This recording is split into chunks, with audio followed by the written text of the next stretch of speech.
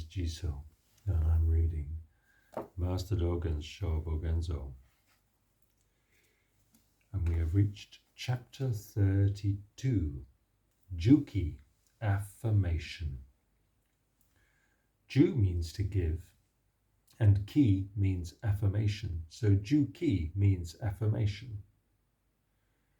Buddhist sutras contain many descriptions of Gautama Buddha giving his disciples affirmation that they would attain the truth. But few Buddhist scholars concern themselves with the meaning of these affirmations. Master Dōgen, however, saw the great significance of these affirmations in Buddhist philosophy. In this chapter he explained the meaning of affirmation and taught us why Buddhist sutras so often described affirmations of attaining the truth. Okay.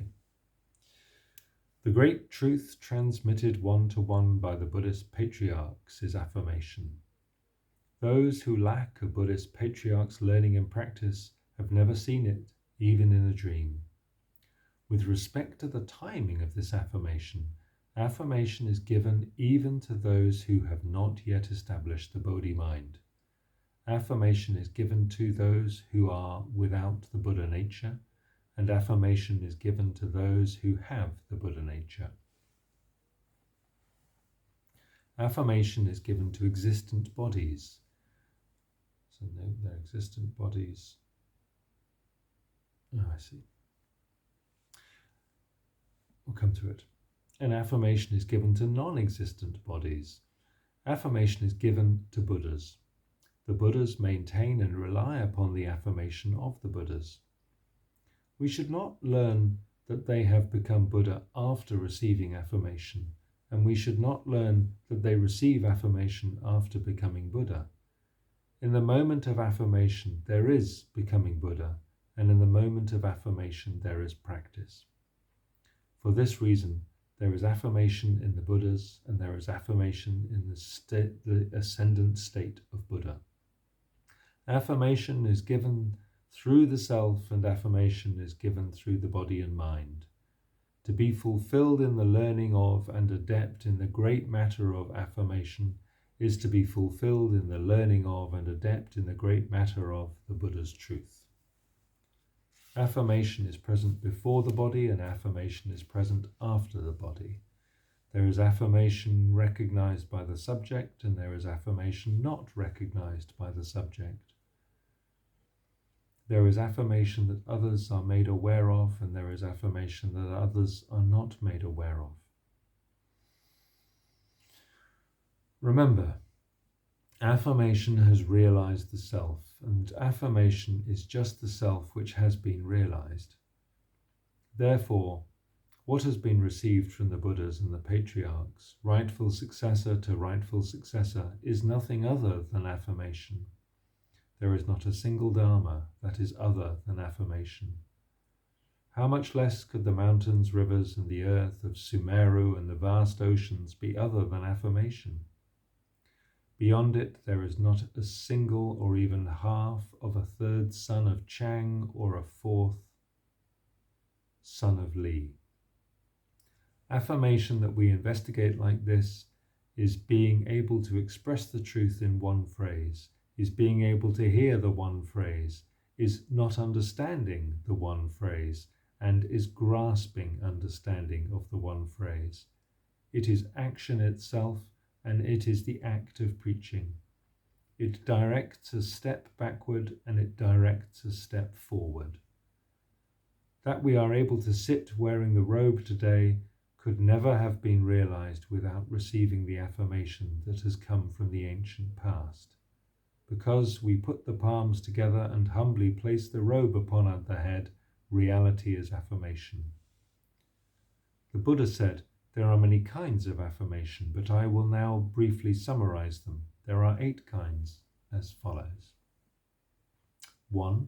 The subject knows, others do not know. 2. Everybody else knows, the subject does not know. 3. Both the subject and everybody else knows. 4. Neither the subject nor everybody else knows. 5. The near realize it, the far do not realize it. 6. The far realize it, the near do not realize it. 7. Both the near and the far realize it. 8. Neither the near or the far realize it. Another sutra says, there are those affirmations that the near know, those that the far know, those that both far and near know, and those that neither far nor near know. There are such affirmations as these, so do not wildly imagine that just because it is beyond the recognition of this present soul and a stinking bag of skin, affirmation cannot be. Do not say that affirmation cannot easily be given even to human features which are unenlightened. In worldly thoughts, what has usually been studied is that affirmation may be given when the merit of practice is fulfilled and becoming Buddha is assured, but the Buddha's truth is not like that. Hearing a single phrase, sometimes following good counselors, and hearing a single phrase, sometimes following the sutras, is just the attainment of affirmation, for attaining affirmation is just the original practice of all the Buddhas, and because it is the good root of the 100 weeds, that's it. The 100 weeds, it says, means miscellaneous things. If we were to say in words what affirmation is, it may be that people who have attained affirmation are all people who have realized the ultimate. Remember, even an atom is supreme. Even an atom is in the ascendant state. Why should affirmation not be an atom? Why should affirmation not be a single dharma? Why should affirmation not be the myriad dharmas? Why should affirmation not be practice and experience? Why should affirmation not be the Buddhist patriarchs? Why should affirmation not be effort in pursuit of the truth? Why should affirmation not be great realization and great delusion? Affirmation is, in your generation our school will flourish greatly in the world, and affirmation is, you are also like this, and I am also like this. Quotes from Master Obaku Kion and Master Daiken Ino. Affirmation is a sign. Affirmation is ambiguity. Affirmation is a face breaking into a smile. Affirmation is living and dying, going and coming. Affirmation is the whole universe in 10 directions. Affirmation is the entire universe, never having been hidden. Great Master Shuitsu of Gensain Temple is walking along with Seppo when Seppo points to the ground in front of them and says, "This plot of land is a good place to build a tombstone."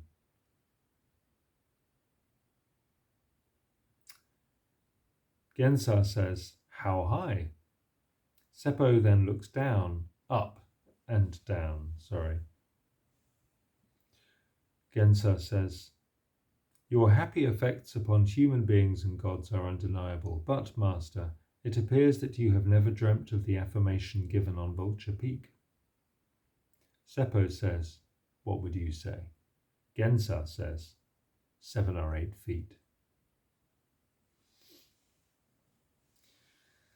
Gensa's present expression, "It appears that the Master has never dreamt of affirmation given on Vulture Peak," neither says that Seppo lacks the affirmation given on Vulture Peak, nor says that Seppo has the affirmation given on Vulture Peak. It says, "It appears that the Master has never dreamt of the affirmation given on Vulture Peak." The affirmation given on Vulture Peak is the I which is worn on high. It is, "I possess the right Dharma I treasury and the fine mind of Nirvana. I transmit them to Maya Kasyapa." Remember, in regard to the sameness of experience at the time when Saigen gave affirmation to Sekito, that Maya Kasyapa was receiving the affirmation of Saigen and Saigen was giving the affirmation of Shakyamuni. Therefore, it is clear that every Buddha and Patriarch is in possession of the transmission of the right Dharma I treasury. Thus, Sokai had given his affirmation to Saigen already, and when Saigen had received the affirmation of the sixth patriarch, he was maintaining and relying upon the affirmation, Saigen.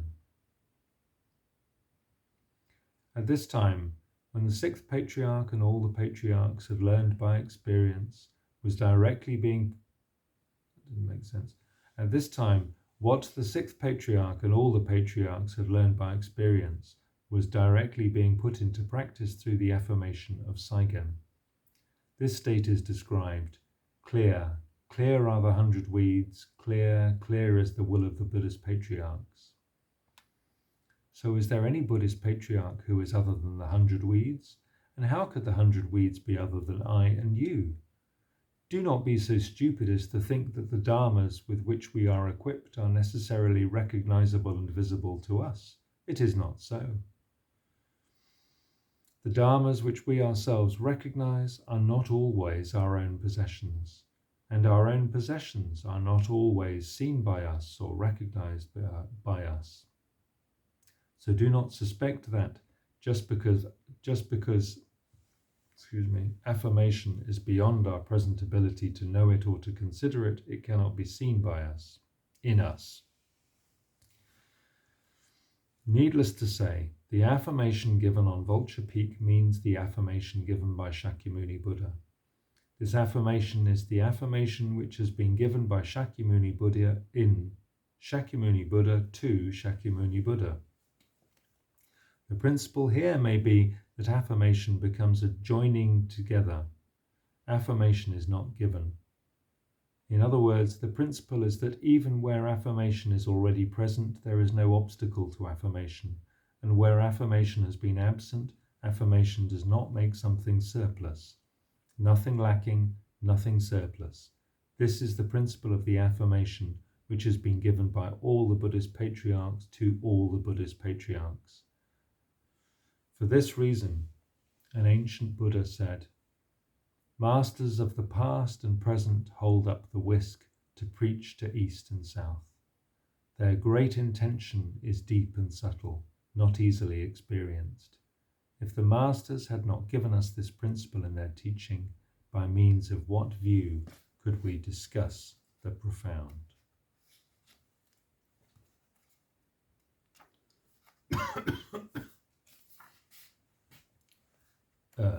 So I'm just trying to find the halfway point of this. I think I'll just read one more paragraph. It's quite a big paragraph there. Now to investigate Genzā's point in consideration of how high is a tombstone. There shall be an expression of the truth of how high it is. It is never 500 yojanas or 8,000 yojanas. Thus, it is not that Genzā dislikes the looking up and down. It is simply that, although Seppo's happy effects upon human beings and gods are undeniable, his looking at the height of the tombstone is not what is affirmed by Shakyamuni Buddha. What obtains the affirmation of Shakyamuni Buddha is the expression of the truth, which is 6 feet or 7 feet or 8 feet. To examine the real affirmation given by Shakyamuni Buddha, we should examine it by means of an expression of the truth, which is 7 feet or 8 feet. So then, setting aside for the moment the ascribing of fitness or unfitness to the expression of the truth 7 feet or 8 feet, affirmation must definitely include the affirmation of Seppo and the affirmation of Genzā. Moreover, we should express how high a tombstone is by utilizing affirmation. If we utilize anything other than affirmation to express the Buddha Dharma, it will not be an expression of the truth. But if we understand, hear, and say that our self is really our self, the universe that realizes affirmation will definitely be present. To those in the position of giving affirmation, there has come the effort which commonly experiences the state of affirmation. It is in order to master the giving of affirmation that so limitlessly many Buddhist patriarchs have realized the right state of truth. And it is the power of the effort to give affirmation that brings out the Buddhas themselves. This is why it is said that only by reason of the one great purpose do the Buddhas appear in the world. The point here is that in the ascendant state, it is inevitably non-self which receives the affirmation of non-self. This is why Buddhas receive the affirmation of Buddhas. In general, in their giving of affirmation, with a single hand they give affirmation, with both hands they give affirmation, and with 1,000 hands and eyes they give affirmation and are given affirmation. On one occasion the Buddha gave affirmation by holding up an adumbara flower, and on another occasion he gave affirmation by taking up a robe of golden brocade. Neither of these was an enforced act. They were the words and deeds of affirmation itself. There may be affirmation received from within and affirmation received from without. The principle of mastering within and without should be learned in practice under affirmation. Learning of the truth as affirmation is a single track of iron for 10,000 miles. Mountain still sitting as affirmation is 10,000 years in a single instant.